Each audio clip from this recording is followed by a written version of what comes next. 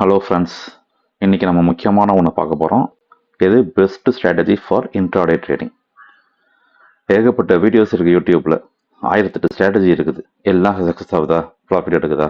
முக்கியமாக அந்த ஸ்ட்ராட்டஜி போட்டவங்க அதை எக்ஸிக்யூட் பண்ணுறாங்களா, பண்ணியிருந்தால் இந்நேரத்துக்கு கொடிஷன் ஆகிருப்பாங்களே. நான் பர்சனலாக இந்த ஸ்ட்ராட்டஜியை ஃபாலோ பண்ணுறேன். அதை ஜஸ்ட்டு உங்களுக்கு எக்ஸ்பிளைன் பண்ணுறேன். பொறுமையாக பாருங்கள், ஈஸியாக அண்டர்ஸ்டாண்ட் பண்ணலாம். எமோஷன் இல்லாமல் ட்ரேடிங் பண்ணலாம். எந்த விதமான எமோஷன்ஸும் இருக்காது. எமோஷன்ஸ் தான் முக்கியமாக ப்ராப்ளம் லாஸ் வர்றதுக்கு.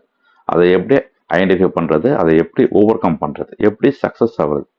இன்ட்ராடே ட்ரேடிங்கில் முக்கியமான விஷயம் சக்ஸஸ். சக்ஸஸ்னால் என்ன? ப்ராஃபிட் எடுக்கணும், அவ்வளோதான். வாயில் 1000 பேசிட்டு தியரிட்டிக்கலாக எல்லாத்தையும் பண்ணிட்டு கடைசியாக நம்மளுக்கு லாபம் ஒன்றும் இல்லை, நஷ்டம் தான் ஆகுதுன்னா அதில் என்ன ஸ்ட்ராட்டஜி இருக்குது? Nothing, useless. ஸோ நான் என்ன யூஸ் பண்ணுறேன் அதை நான் இப்போ உங்களுக்கு எக்ஸ்பிளைன் பண்ணுறேன். வாங்க வீடியோக்குள்ள போகலாம்.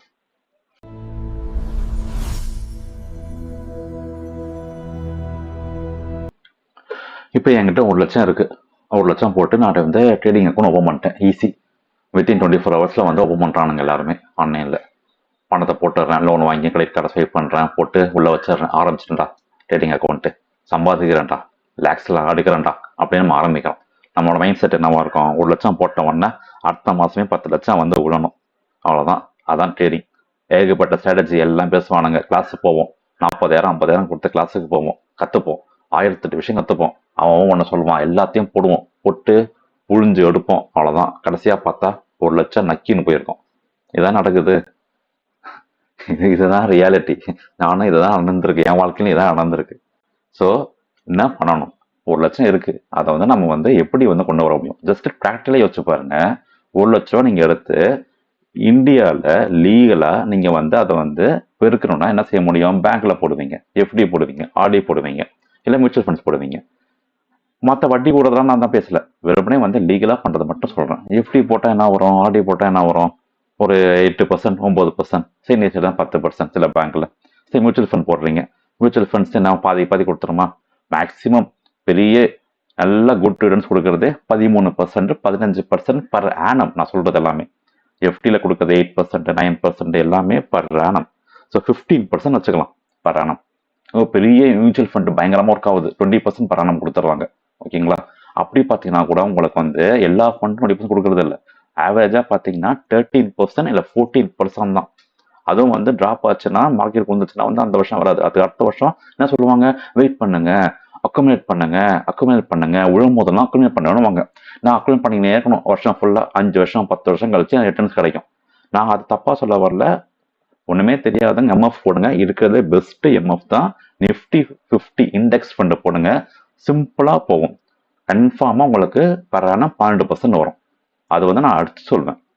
ரொம்ப ரிஸ்க்கும் இல்லை, எதுவுமே கிடையாது. இந்தியா இண்டெக்ஸ் ஃபண்டில் இந்தியா growth தான் ஆகும், கன்ஃபார்மாக growth தான் ஆகும். எந்த விதமான இதுவும் கிடையாது.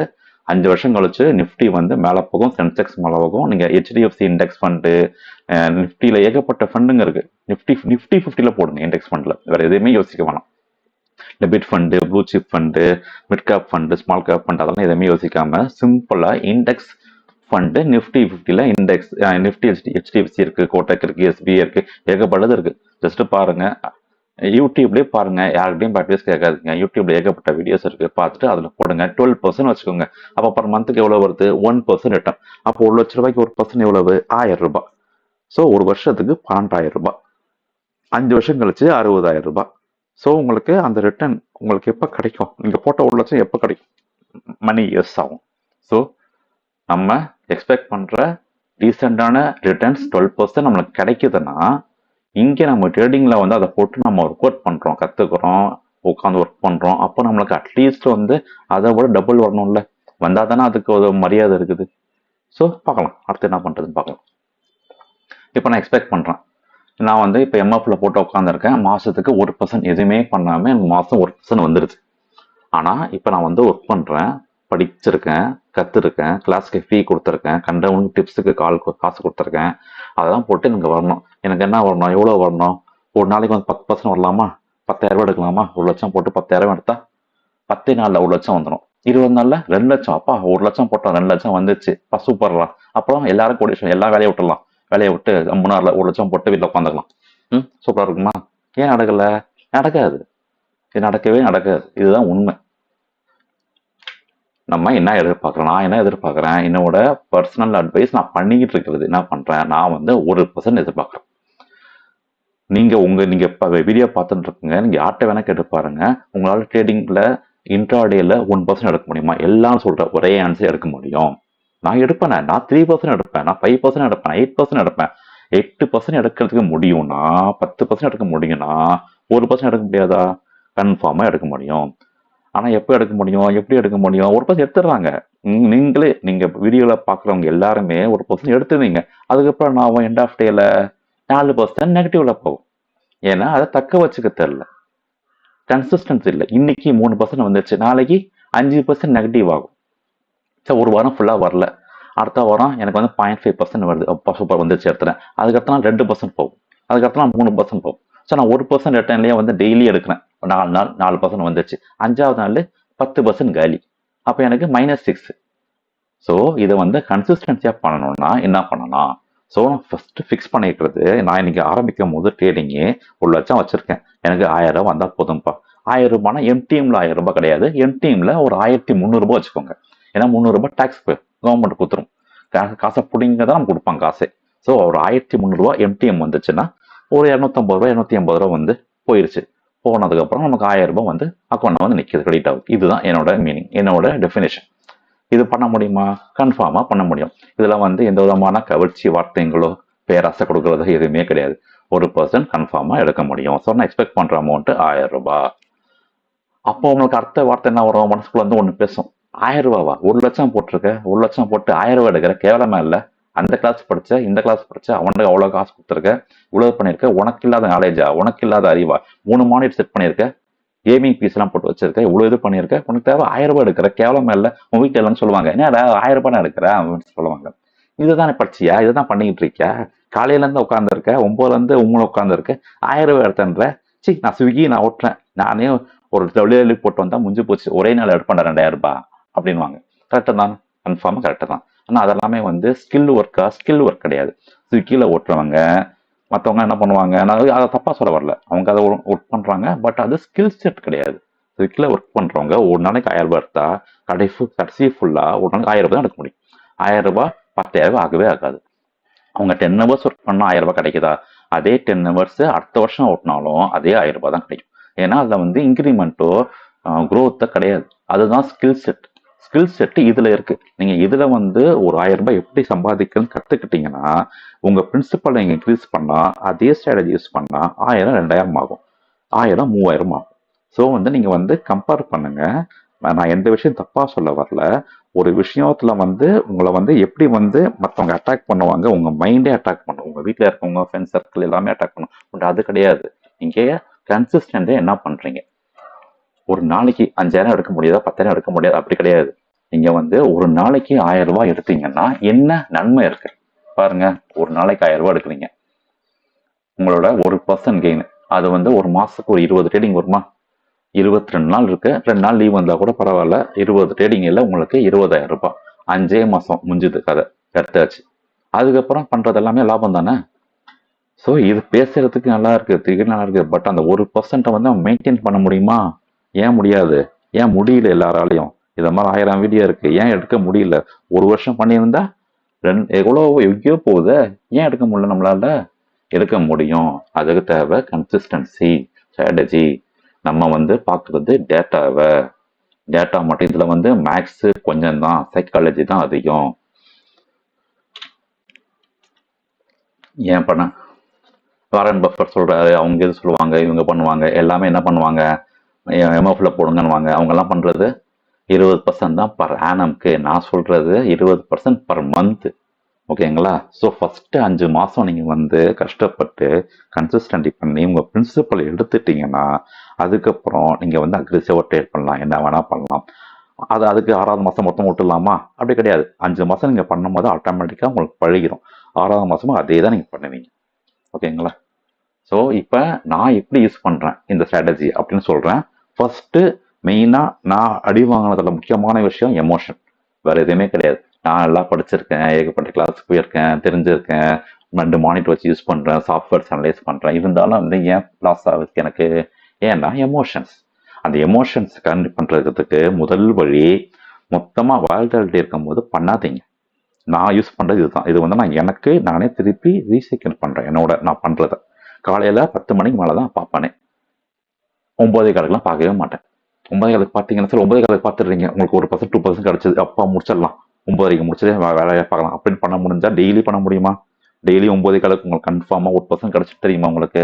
பண்ண முடியாது. ஒரு நாளைக்கு வந்து சப்போஸ் வந்து உங்களுக்கு வருதுன்னா ஏதாவது கன்ஃபார்மாக செகண்ட் டேவோ, தேர்ட் டேவோ, ஃபோர்த் டேவோ நெகட்டிவ் நடக்கும். ஏன்னா வால்டாலிட்டி உங்களால் யாராலுமே ஜட்ஜ் பண்ணவே முடியாது.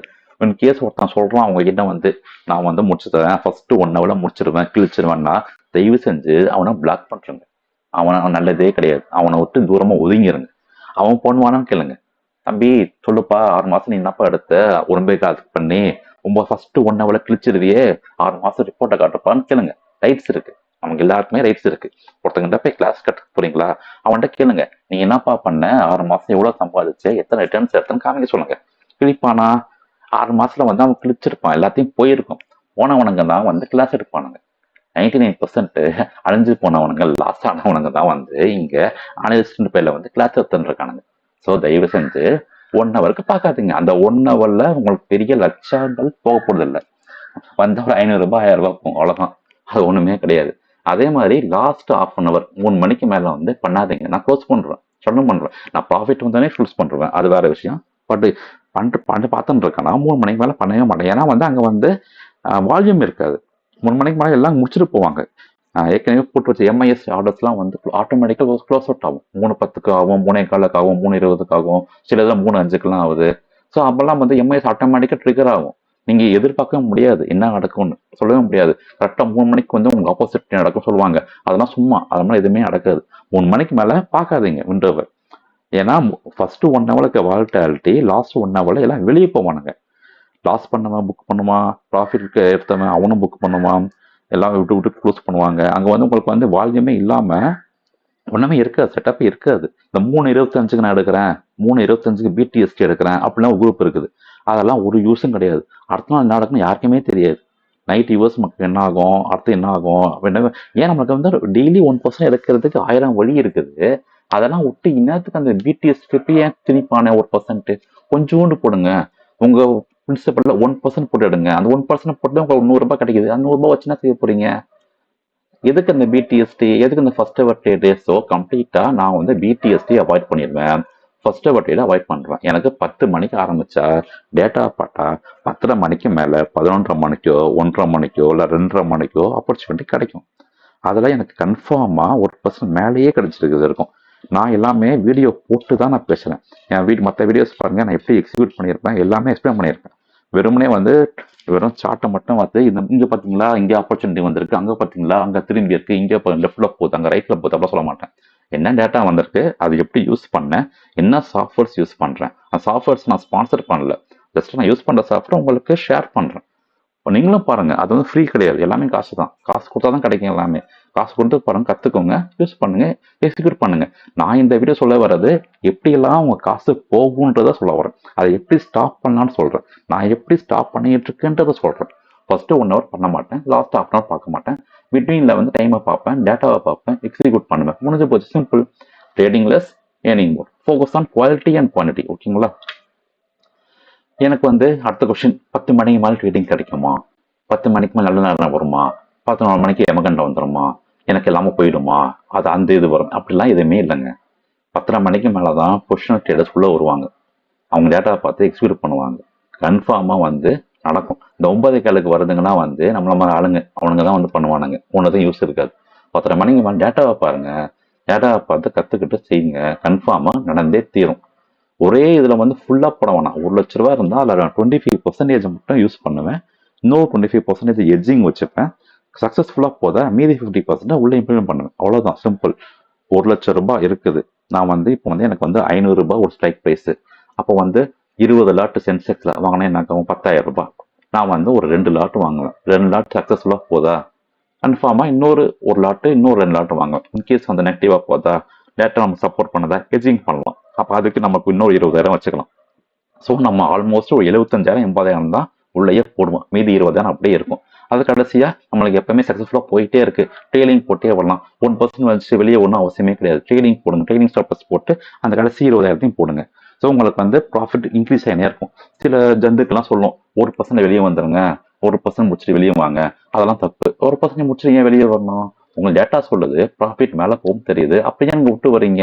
லூசுங்க தான் விட்டு வரும். உங்களுக்கு ப்ராஃபிட் போகும் தெரிஞ்சா கண்டினியூ பண்ணுங்க.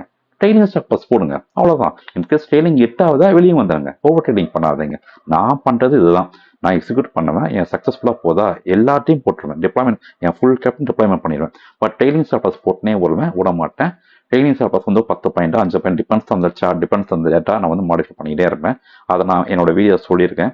பண்ணிட்டு இன்கேஸ் எப்போ வந்து ஒரு டிஸ்டன்ஸ் சப்போர்ட்டுக்கு மேலே போகுது, சப்போர்ட்டை தாண்டது, டிஸ்டன்ஸ் தாண்டாவிடமா சமயத்தில் வந்தா யோசிக்க மாட்டேன். ட்ரெயிலிங் சப்போஸ் ஹிட் ஆயிடுச்சா கம்முன்னு ஷட் டவுன் பண்ணிட்டு வெளியே வந்துடும், முடிஞ்சு போச்சு. நான் எக்ஸ்பெக்ட் பண்ணது 1%, கிடையாது 6%. சிம்பிள், ஈஸி இல்லை? ஸோ உங்களோட எக்ஸிக்யூட் லெவல் 1% இருக்கணும். உங்களோட எக்ஸ்பெக்டேஷன் 1000 ரூபாய் இருக்கணும். 1000 ரூபாய் எதிர்பார்க்குறீங்க, 5000 ரூபாய் கிடைச்சிருச்சு, சூப்பர், ஜென்ரல், அவ்வளோதான். க்ளோஸ் பண்றீங்க, வெளியே வரீங்க, ஜாலியா இருங்க. இதை பார்க்காதீங்க. இன்னொரு சான்ஸ் கிடைக்கும், நம்ம விட்டுறக்கூடாது. 1000 சான்ஸ் கிடைக்குது, நாளைக்கும் வரும், 10 நாளும் வரும். ஒரு பஸ் போச்சு, இன்னொரு பஸ் வருது, அடுத்த பஸ் ஏறி போங்க, முடிஞ்சு போச்சு.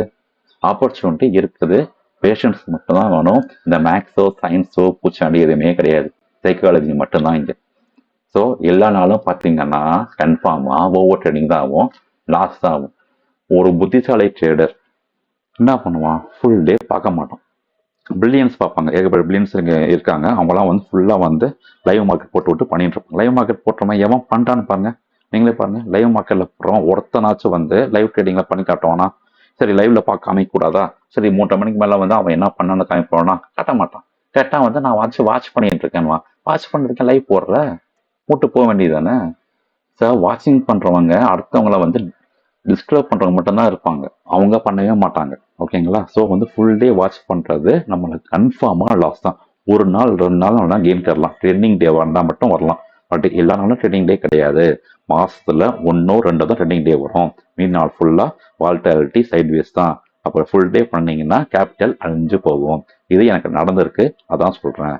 எமோஷன்ஸை கட் பண்ணணும். எமோஷன்ஸை கட் பண்ணோம்னா நம்ம பண்ண வேண்டியது அதிகமா ட்ரேடிங் பண்ணக்கூடாது, அதிகமா அதையே யோசிக்க கூடாது.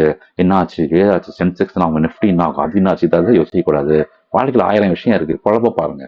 இதெல்லாம் விட்டுருங்க. 1% கிடைக்குதா, சந்தோஷமா இருங்க. ஃபோக்கஸை அழிக்காதீங்க.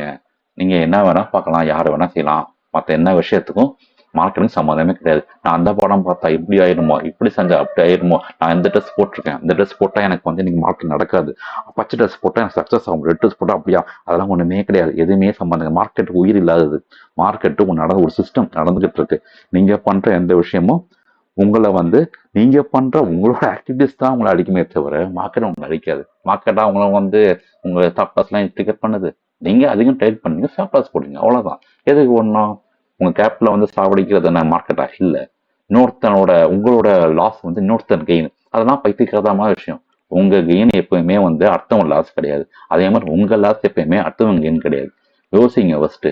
95% இங்க வந்து லாஸ் ஆகிறோம், 5% தான் கெயின் ஆகிறோம் அப்படின்னு நான் சொல்லல, என்எஸ்சி சொல்லுது, டேட்டா சொல்லுது. அப்போ 90% லாஸ் வந்து ஒருத்தவங்க போய் சேருதா?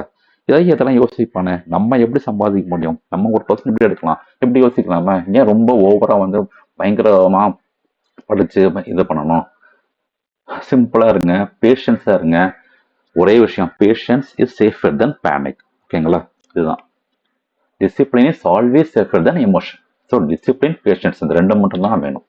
இந்த ரெண்டும் பண்றதுக்கு நான் யூஸ் பண்ற ஒரே ஸ்ட்ராட்டஜி பேரு கிஸ். கிஸ் என்னது? கிஸ் எப்பவுமே வந்து நம்மளுக்கு சந்தோஷத்தை கொடுக்கும். வாழ்க்கையிலையும் சரி, எல்லா இடத்துலையும் சரி. கிஸ்னா மீனிங் என்ன? Keep it simple and smart. உங்க லைஃப்ல, உங்க பர்சனல் லைஃபோ அபிஷியல் லைஃபோ எல்லா இடத்துலையும் வந்து கிஸ் பண்ணுங்க. கிஸ்ஸை யூஸ் பண்ணுங்க, கிஸ்ஸை யூட்டிலைஸ் பண்ணுங்க. Keep it simple and smart, அவ்வளவுதான். அமைதியா இருங்க, பேஷண்டா இருங்க. ஒரு சட்டை போறோம், நீங்க வந்து சம்பாதிக்க முடியும். எமோஷன்ஸ் கம்மி பண்ணா இந்த ட்ரேடிங்ல பண்ற இந்த நம்மளோட மைண்ட் செட் நம்ம வாழ்க்கை யூஸ் ஆகும், நம்ம வாழ்க்கையே மாறும். வீட்டில் அமைதியா இருப்போம். அமைதியா இருந்தான்னு அர்த்தம் சந்தோஷமா இருக்கும். ஆபீஸ்ல அமைதியா இருக்கும், சந்தோஷமா இருக்கும். மற்ற இடங்கள்ல புதுவையில் அமைதியா இருக்கும், சந்தோஷமா இருக்கும். மற்றவங்க நம்ம ட்ரிகர் பண்ணுவாங்க, மார்க்கெட் நம்ம ட்ரிகர் பண்ணுவோம், வாங்குன்னு சொல்லலாம். இந்த மேலே போறோம் பாரு, வாங்கணும், நம்ம அமைதியா இருக்கும். டேட்டா பார்ப்போம், டேட்டா பார்த்து பண்ணுங்க, எல்லாமே சப்போர்ட் நடக்கும், எல்லாமே சந்தோஷமா நடக்கும். வாழ்க்கையில, ஆஃபீஸ்ல, சுத்து வட்டாரத்துல நீங்க அமைதியா இருப்பீங்க. அமைதியா இருந்தீங்கன்னா என்ன ஆகும்? ஞானி ஆகும். ஞானி என்ன ஆகும்? சந்தோஷமா இருக்கும். ரொம்ப ஏதோ பேச வேணாம். கன்சிஸ்டன்ட் பண்ணுங்க. டெய்லி வந்து நம்ம சம்பாதிக்கணும். நம்ம எல்லாருமே சம்பாதிக்கணும். நம்ம எல்லாருமே ப்ராஃபிட் புக் பண்ணணும். நம்ம எல்லாருமே செய்யணும். அதுதான் அதுதான் நான் வந்து என் யூடியூப் சேனல் பேர் வச்சது. வாழ்க வளமுடன் இல்லை, வாழ்க பணமுடன். பணம் இருந்தால் வளம் ஆட்டோமேட்டிக்காக வந்து சேருங்க. பணம் தான் முக்கியம். Money is ultimate. பணத்தோட இருங்க. நான் மட்டும் இல்லை, என்னை சுற்றி இருக்கவங்க எல்லாருமே சம்பாதிப்பாங்க.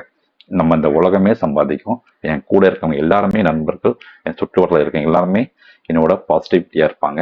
எல்லாருக்கும் ஜெயிப்பாங்க. எல்லாரும் ப்ராஃபிட் பண்ணுவோம். நம்ம அப்ப யாரும் தப்பா அப்படிலாம் ஒண்ணுமே கிடையாதுங்க. எல்லாருமே ஜெயிக்கலாம். எல்லாருமே பணம் சம்பாதிக்கலாம். எல்லாருமே புக் ப்ராஃபிட் பண்ணலாம். டெய்லி உங்களோட அக்கௌண்ட் முடியும் போது கிரீன்ல இருக்கும். ஓகேங்களா? அதை மட்டும் மைண்ட்ல வச்சுக்கோங்க. 1,00,000 போட்டேன், 2,000 ரூபாய், சூப்பர், செம்ம சூப்பர். அன்னைக்கு டே என்ஜாய் பண்ணுங்க, ஜாலியா இருங்க. வாழ்க பணமுடன்.